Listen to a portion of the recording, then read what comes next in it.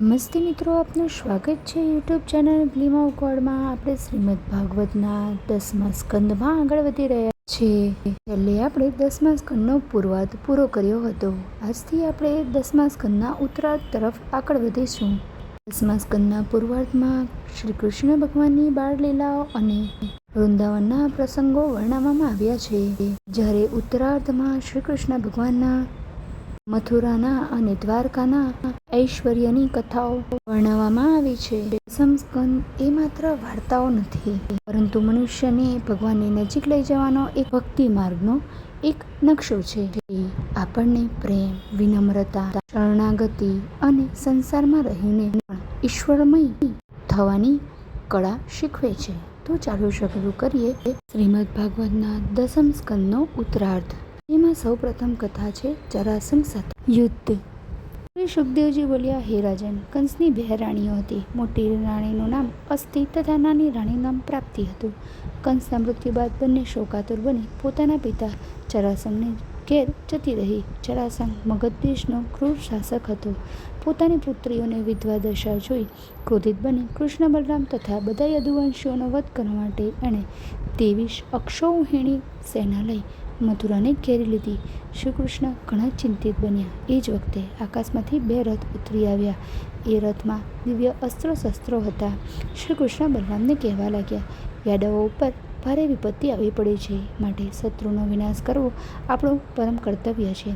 દેવતાઓએ મોકલેલા આ રથો ઉપર બેસી આપણે આપણી વીરતાનો પરિચય આપવો જોઈએ. શસ્ત્રો સજી કૃષ્ણ બલરામ યુદ્ધ કરવા મથુરા નગરથી બહાર નીકળ્યા. જરાસંઘે એમને પોતાની તરફ આવતા જોયા. કૃષ્ણના 5 જન્ય શંખના અવાજથી શત્રુઓના હૃદય ધ્રુજવા લાગ્યા. જરાસંઘ બોલ્યા, અરે ઓ નીચ કૃષ્ણ, તું અત્યારે બાળક છે. હું તારાથી યુદ્ધ નહીં કરું. ઓ બલભદ્ર, જો તું વીર હોય તો મારી સાથે યુદ્ધ કરવા તૈયાર થઈ જા. કાં તો હું તારા બાણોથી માર્યો જઈશ અથવા હું તને મારી યશ પ્રાપ્ત કરીશ. આ સાંભળી કૃષ્ણ બોલ્યા, અરે દુષ્ટ, વીર પુરુષો કદી પણ પોતાની પ્રશંસા સ્વયં કરતા નથી, પરંતુ વીરતા દર્શાવી અમર કીર્તિ પ્રાપ્ત કરે છે. એવું લાગે છે કે તારો અંતિમ સમય નજીક આવી ગયો છે. આટલું સાંભળતા જ જરાસંઘની સેનાએ હુમલો કરી દીધો. બલરામે હળ મુસળ વડે એની સેનાઓ ઉપર આક્રમણ કરી દીધું. બંને પક્ષો વચ્ચે ભયંકર યુદ્ધ થયું.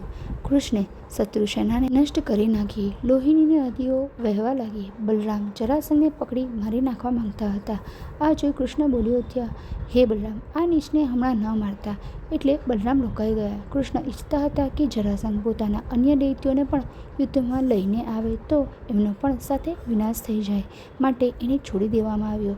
એ પછી કૃષ્ણે વિશાળ સેના ભેગી કરી. જરાસંઘ પણ સેના લઈ આક્રમણ કરતો અને પરાજય પામી પીછેહટ કરી જતો.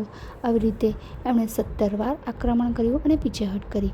એ સમયે નારદ દ્વારા ભ્રમિત થયેલો કાલયવન પણ પોતાની 3 કરોડની સેના સાથે કૃષ્ણ સાથે લડવા ત્યાં આવી પહોંચ્યો.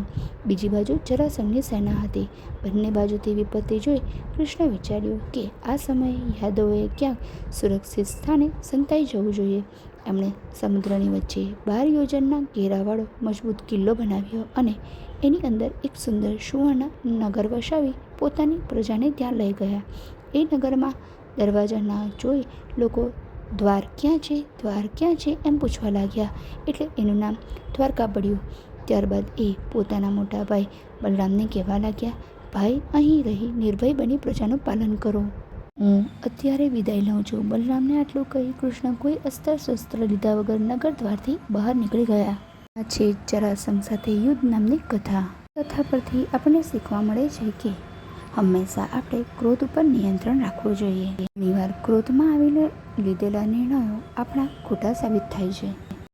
ક્રોધ ઉપર કાબુ મેળવી શાંત થઈ નિર્ણયો લેવા જોઈએ. સાથે શીખવા મળે છે કે પ્રજા માટે પ્રજા કે નેતા દ્વારા પ્રજાને સર્વોપરી માની તેમના કલ્યાણને અનુરૂપ નિર્ણયો લેવા જોઈએ. ભગવાન શ્રી કૃષ્ણે પણ તેમની પ્રજાના કલ્યાણ માટે નવી નગરી સ્થાપી એક આદર્શ સ્થાપિત કર્યો છે. જરાસંઘની જેમ અભિમાન એ વિનાશ તરફ દોરી જાય છે. એ આપણને આ કથા દ્વારા શીખવા મળે છે. અભિમાનની શક્તિ આગળ કશું પણ ટકી શકતું નથી. માટે હંમેશા વિનમ્ર રહેવું જોઈએ.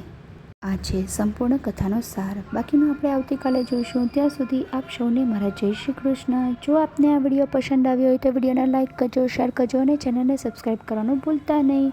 જય શ્રી કૃષ્ણ.